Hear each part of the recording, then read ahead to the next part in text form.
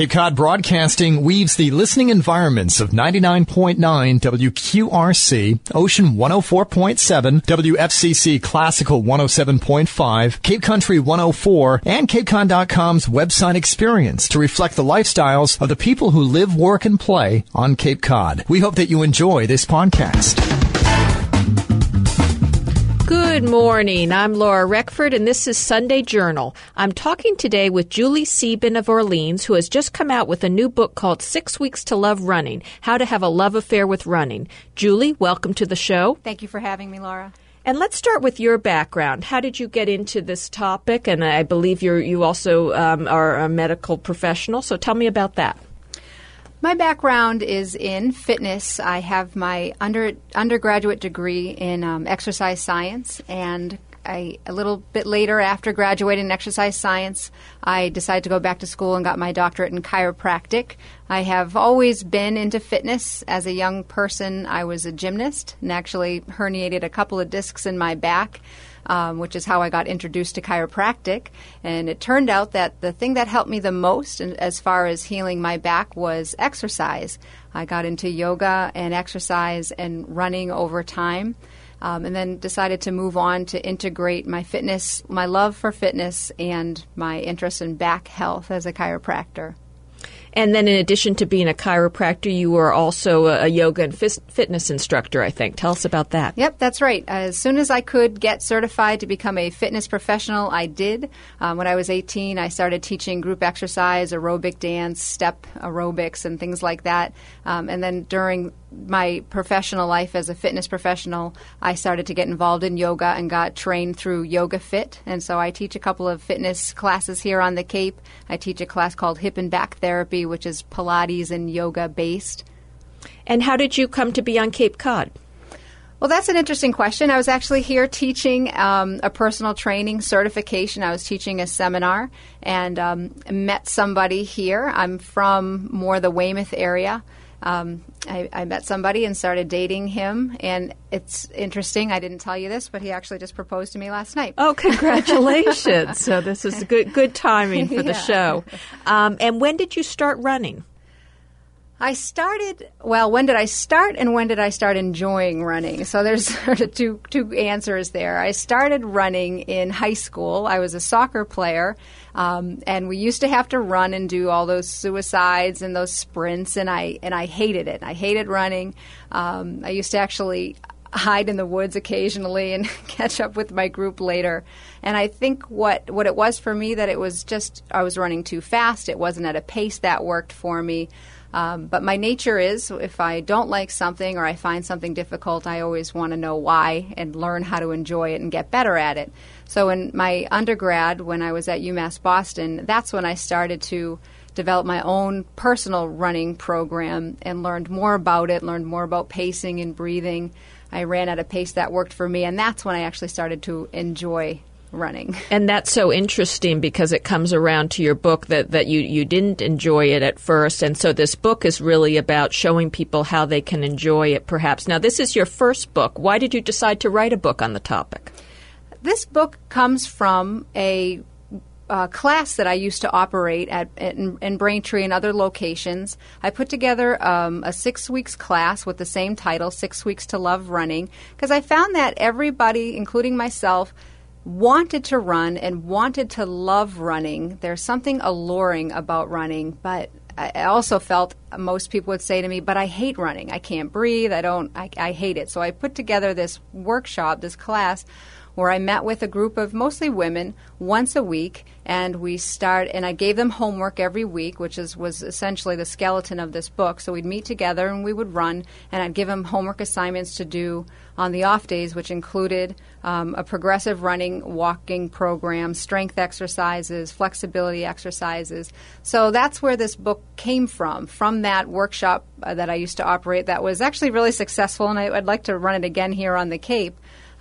Because people want to run, and I think one of my premises in the book is that it's a skill. Even though it's innate in us to run, there are still things we have to do to learn to be effective, safe runners. And running is so big here on the Cape. We have so many different races and things for beginners, intermediate, and advanced. What are the challenges for first-time runners or those looking to start running?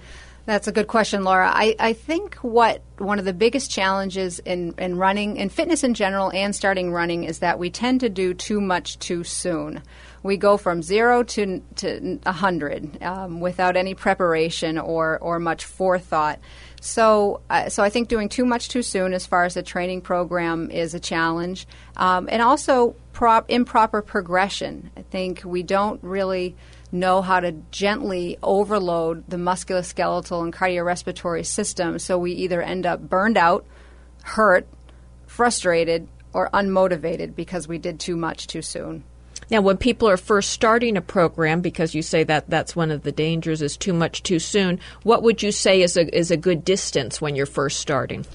It's funny you would say distance, Laura, because one of the things I mention in the book, and as my background as a fitness professional as opposed to a track athlete, is to look at it rather than distance, to look at it in time.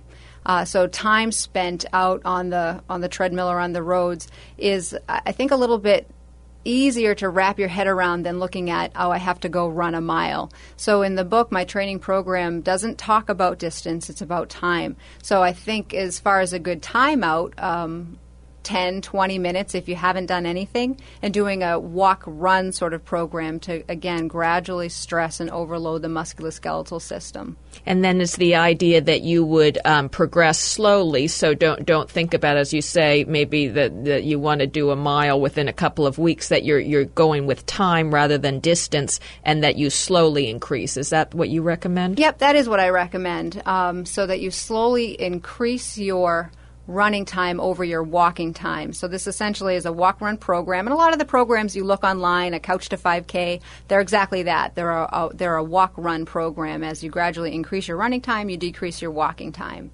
And in this program, we build up to running 30 minutes, which may be about a 5K. Interesting. Of course, there are a lot of those 5Ks on the Cape for people who see the people participating and they want to participate. Now, when we see runners, they always tend to look very fit, of course. What are the health benefits to running? Oh, there's so many health benefits to running. Improvement of your cardiovascular risk factors. So running can help reduce blood pressure, help reduce cholesterol levels, help improve glucose tolerance, reducing your risk for things like high blood sugar or diabetes. Just improving your overall cardiorespiratory system, so strengthening your heart, improving your ability to consume and use oxygen, so improving your cardiorespiratory endurance. It also helps strengthen the bones, the connective tissue, the muscles. So many benefits for not only health enhancement, but also for improvement of cardiorespiratory function. So there are so many benefits. What about the helping with weight loss? I know, of course, a lot of people are thinking about that. Yeah, absolutely. Running is, I think, one of the most common go-to forms of exercises in terms of dropping weight and shedding pounds. Because of the high-impact nature of running, it tends to be a real good calorie burner, and therefore, the more calories we burn, the more fat we can burn. And it's effective. I think it's one of the most effective forms of cardio in terms of giving you your most bang for your buck as far as weight loss. I'm Laura Reckford, and this is Sunday Journal. We're talking about the new book, 6 Weeks to Love Running. And we're talking about some of the benefits to running. And we've just been talking about the benefits with weight loss, but what are the psychological benefits to running? Yeah, running has always sort of been associated with that runner's high and that endorphin rush, and that's true. Other forms of exercise can give you those same benefits, but there seems to be something unique about running that gives you that runner's high and an extra boost of endorphins and serotonin. Many studies show the benefits of running as far as reduction of stress. And so many people are stressed, and running is so easy and accessible. It's helpful for stress reduction, mood enhancement, many studies, and as far as even depression. Conditions like fibromyalgia, which you hear more and more about, is very positively affected by just starting a running or a cardiorespiratory program. Now, in your book, you talk about proper running style, and what are the common mistakes when it comes to that? Well, as far as style, you can open up a can of worms here and there's different philosophies on running methods and style. In my book, I don't endorse one particular style, but encourage readers to find a style that works for them. There's discussions on should you have a toe strike or a heel strike. I tend to lean toward a more mid-foot strike. But we could say, I think we could all agree that running, and when you make sure that you land with your foot underneath your body as opposed to in front of your body, which is a common mistake. Every time you land with your foot out in front of you, you sort of get pushed back from the ground, and that can put extra stress on the knees and the hips. So certainly taking the time to learn proper form and technique will decrease your risk of injury and help you enjoy running more. And then how important are your running shoes? Very important. Your running shoes are super important. One of my strongest recommendations is to go to a running store and get fitted. A lot of the running stores will put you on a treadmill. They'll let you walk or run. They'll look at your gait. They'll help you find the shoe that is most appropriate for you. So I can't recommend a particular brand except to go to a running store, take the time, spend the money, get that one-on-one attention to find the right shoe. Because when you run, every time you land, it's about 6 to 10 times your body weight when you land. You do that over the course of a mile or 30 minutes. That's a lot of foot strikes. So you want to make sure every foot strike is the most supported and the most biomechanically advantageous. And we're talking about preparation. What about stretching? How important is that? Well, stretching is important. Staying adequately flexible in the muscles that tend to get tight for runners is very important. Your hip flexors, the muscles in the front of your hips, are commonly tight for runners, as are the hamstrings, as are the calves. So when those muscles get chronically tight over time, it's going to affect the quality of your stride or your style. So making sure you maintain adequate flexibility in those muscles is super important. Most studies agree at this point, and there's always a big stretching debate, but I think we could all agree that spending time on static stretching, when you hold the stretches for a longer period of time, is better after your workout. And before your workout, it's better to do more of a dynamic kind of warm-up, meaning moving the muscles in the joints through a full range of motion, but not holding the stretches. And then another topic I noticed in the book, breathing. Tell us about how people can work on that aspect of it. That's one of the most common complaints I hear when people say, I want to run, but I can't breathe, or I hate it because I feel like I'm winded. So breathing is important, like you said, Laura, and one of the ways that we want to breathe in general and when we run is that deep diaphragmatic breathing. So breathing deeply, filling up the belly first, as opposed to the shallow chest breathing that we have a tendency to do, particularly when we're stressed out. And running is a stressor. So learning how to breathe deeply in through the nose, or in through mostly the nose and partly the mouth, filling the belly first, letting the diaphragm lower. And I think yoga, that's another benefit of yoga, is yoga teaches you how to breathe. So yoga and a running program are a nice complement because the yoga can teach not only the breathing but also the mindfulness, and that will transfer into your running. Now, is running for everyone? Are there age limitations or any other limitations people should know about? I don't think any one thing is for everyone. And running would fall into that camp. So I don't think running is for everyone. I don't think any one thing is for everyone.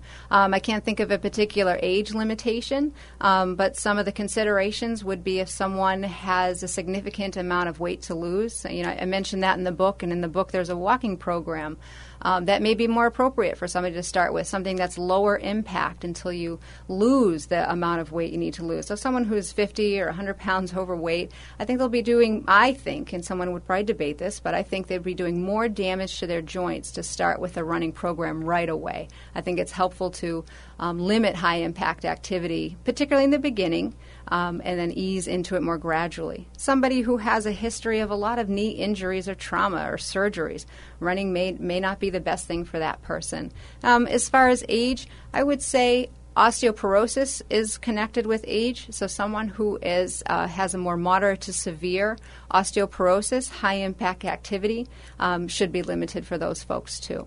Now, the book doubles as a workbook, I noticed, and people can record their training program. What is the importance of keeping that kind of a record? That's a great question, Laura. There's so many studies and about the value of writing things down. So when we have a goal, write it down. So in the book, and that's how I am. I'm very much a journaler. I keep a workout record. So it's very valuable because it, one, helps with motivation. It helps solidify the goals in your mind. And two, it helps with tracking your progress. You really get that solid feedback on whether you're really doing it or not. And it's motivating because when you can look back and see, wow, I really did my 3 workouts this week, that is affirming and will help you stay motivated to continue on your path. And I got a kick out of the fact that you have an interesting way of telling the story, setting it up like a romance. And, of course, we found out at the beginning of the show that you've just been engaged, so perhaps that's why your mind was in that mindset. Tell us about that. Well, my book has a lot of key messages, but I think one of my biggest messages is to enjoy it. We won't do what we won't enjoy. So I really try to let loving or enjoying or having fun with be a theme that you can find throughout the book. And it was actually my one of my editors, Aileen, who really helped me with the titles, with calling it a love affair and a prelude to a kiss. And the injury section is called Love Hurts. So she and I kind of brainstormed how can we keep this love theme throughout the book. And I think she did a really nice job helping me solidify that. Well, this has been a great discussion about running with Dr. Julie Sieben of Orleans. The book is 6 Weeks to Love Running. Unfortunately, we're out of time. I'm Laura Reckford, and this is Sunday Journal. This podcast is a presentation of Cape Cod Broadcasting, which is solely responsible for its content. Thank you for listening. For more information, please visit us at capecodbroadcasting.com.